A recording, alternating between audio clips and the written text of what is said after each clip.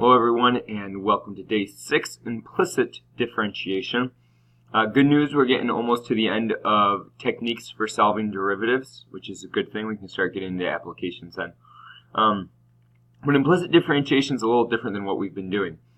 So as I said here, we've only looked at functions that can be defined explicitly for y. So we always had y equals something. We haven't looked at anything that's not necessarily a function. So we've only looked at functions and taking the derivatives of them. What happens when we look at something that's not a function? So we're going to look at two examples here. X squared plus y squared equals 25. Well, we're going to solve for y. When you solve for y, notice that you get y equals plus or minus. And we should all notice that this is x squared plus y squared equals r squared. It's the equation of a circle. And so one of the things that you want to look at here is that we know we have a radius of 5. But how do we take the derivative of this? And you'll notice that the answer lies right here. If I say find the derivative at x equals 1, let's say that's 1, notice that we are going to have two different slopes, due to the fact that we have two different equations here. I can take the derivative of y equals the square root of 25 minus x squared. But when I solve for y here, I would also need to take the derivative of y equals negative square root of 25 minus x squared. Notice, resulting in a positive, that's a negative, and a positive slope. And so that's the idea that we're looking at here, is that this one we could solve for y. But what happens if I give you x cubed plus y cubed equals 6xy? And notice that I already started this. I moved the y's to one side. I then factored a y out. And why can't I solve for this? Well, notice that the y's aren't by itself. I have a y in one factor and a y in the other factor. And it just can't be done. And one of these, in this function, I shouldn't call it a function, this equation is called the Folium Descartes. And it implicitly defines y as several functions. So if I was to graph this, we would get these two functions here. And one of the things you'll notice is, well, this looks, you're like, oh, it looks like a nice little, I don't know, swerve, I guess. But it doesn't pass the vertical line test. It most definitely doesn't pass it here 3 times. And so the question is, or the solution is that you can define it as many different functions. Notice here, red, dark blue, light blue, purple, and then another red here. But notice 1, 2, 3, 4, 5 different functions here.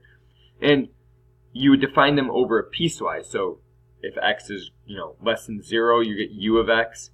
If it's between 0 and this x, you're going to get, or 0 and this, I don't know, x value, you're going to get the g of x and f of x.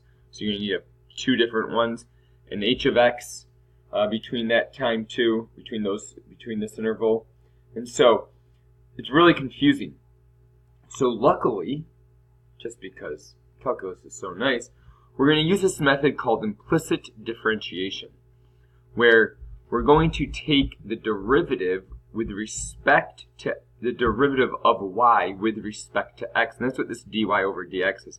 The derivative of y with respect to x. And that's important here. They're with respect to, because we can take the derivative of anything. But the idea that we're taking it with respect to x here is going to be key, because we want to know what we're taking the derivative. So what we're going to do here is take the derivative of each part separately. And when I say that, I'm going to take the derivative of x squared, the derivative of y squared, and the derivative of 25, all with respect to x. Sorry for the slant there. And so when I do that, the derivative of x squared with respect to x we know is just 2x. Why did it go red? Great question. But the derivative of y squared with respect to x can't be done, but this isn't an x. And so we can't take necessarily the derivative of that. What we're going to do instead is take the derivative of y squared, 2y, but it wasn't with respect to x. And so therefore, we need a dy dx. the derivative of a constant is just 0. So what you notice here is that we have 2x plus 2y dy dx equals 0. I can move the 2x over.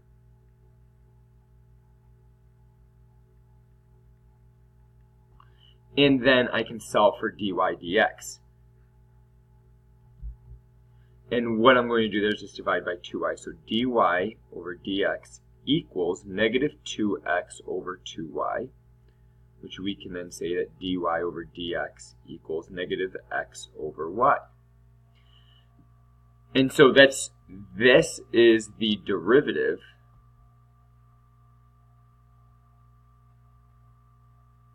this is the slope. I don't know why I would have said derivative. It is the derivative, but it's also the slope. It's the slope at an xy coordinate. Notice that it's negative xy, and that we have an entire point. So when we go back to here, if I was to plug in the point 0, 5, I can find the slope 0, 5. Well, 0 is the x, 5 is the y. And I'm going to get the slope of 0 because I was right at the changing point of where it was increasing to decreasing. The same as negative 0, negative 5. I would still get 0, but I would know where I am. The idea that it's an actual point telling you where on this curve you're finding it, and hence now you don't need to solve for both positive and negative.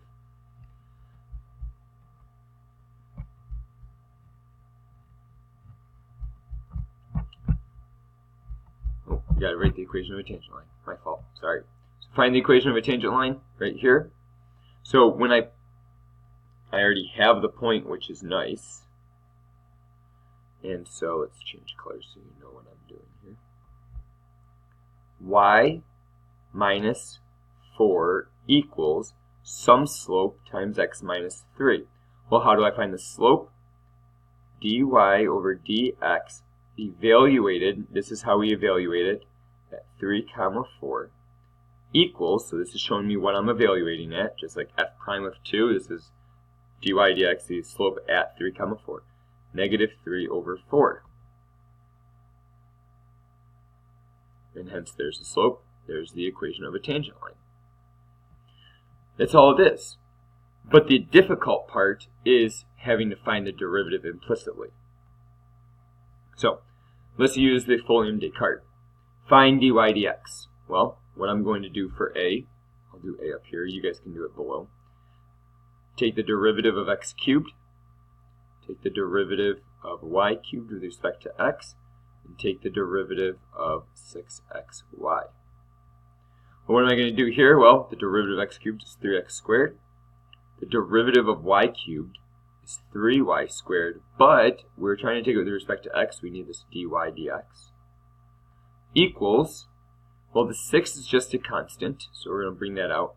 The derivative of x multiplied by y, that's called product rule. You thought we weren't going to use those.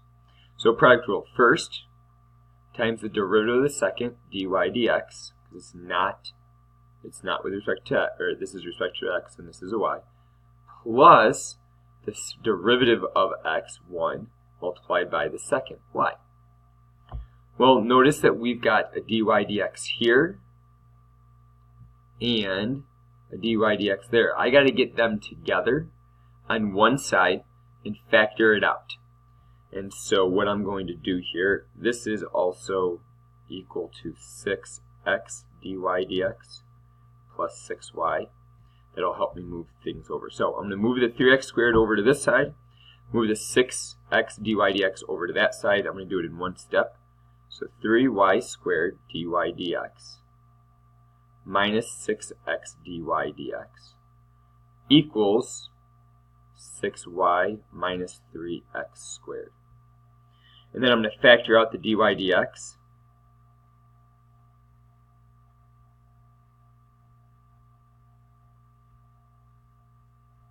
And solve for dy dx. Ooh, I did that.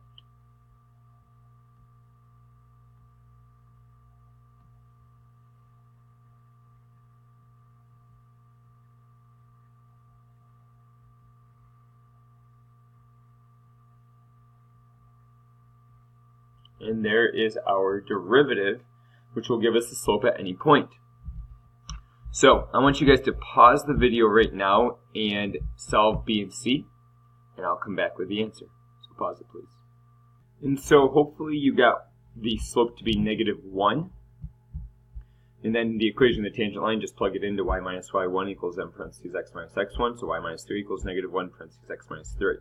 Now, the one thing that you guys could hopefully saw that the tangent line is horizontal. Horizontal meaning slope is 0. So you set the derivative, since the slope is 0, set the derivative equal to 0. And hopefully you guys got to y equals 1/2 x squared. Now, as I said here, the problem this only gives us what y is, not a point or points. So we need to find the point. If we know what y is, the only thing that we can plug back into is the original equation. The original equation. So therefore, that's what we're going to do. X cubed plus y cubed equals 6xy. Well, I know what y is. I know that y is 1/2 squared. So that's what I'm going to do. X cubed plus 1/2 x squared, all cubed, equals 6 times 6x, 1/2 x squared. And what I'm going to get, sorry, bad color choice. Let's go. Maybe this will be a little better.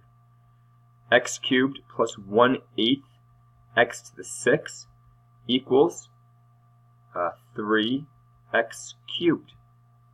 Well, if I'm trying to solve for this, I'm trying to solve for x, then I'm going to move the 3x cubed over, so I'm going to get -2x cubed plus 1/8 x to the 6 equals 0. And so what I'm going to do is try to solve for x here. I'm going to take out a -2x cubed.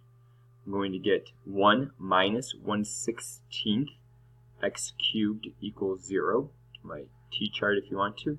X equals 0. Move that over, multiply by 16. I'm going to get 1, -1 equals -1 over 16x cubed. Multiply by -16, so 16 equals x cubed. So x equals the cubed root of 16. But the issue here is I don't have the y value. And so the y value is going to come back from here. Y equals 1/2 x squared. So I've got my two x values. I need to find my y values. So what I'm going to do is do y equals, why did that change? Sorry guys. 1/2 0 squared. And y equals 1/2 cubed root of 16 squared. Well, that's just going to give us 0, so 1 point is going to be 0, 0. This is going to give us approximately 3.1748, I believe. And so you're going to get the cubed root of 16 and 3.1748. So that's the end of that example. Hopefully you can go back, check it, figure it out. But I did need to get points. I solved for y. I then had to plug what y was back into the original function. Solve for x. These were our two x values. Well, not that one, but that one right there. And then I had to plug back in what the x value was in for y to get the y value.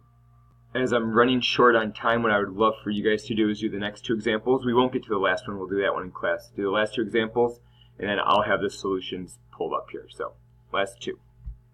Okay, so for this first example, we had this 4 I set as a constant, so I brought it out in front. The derivative of cosine x sine y is a product rule. So I put the derivatives of each of them below. Sine y is cosine y dy dx, because we're taking the derivative with respect to x. So please pause it and look at this. This one, the more difficult one, you found the derivative. Pause it, please. But the more difficult part is finding the second derivative. So I want you just to scroll through this, see what I did, and come to me with any questions. Good luck.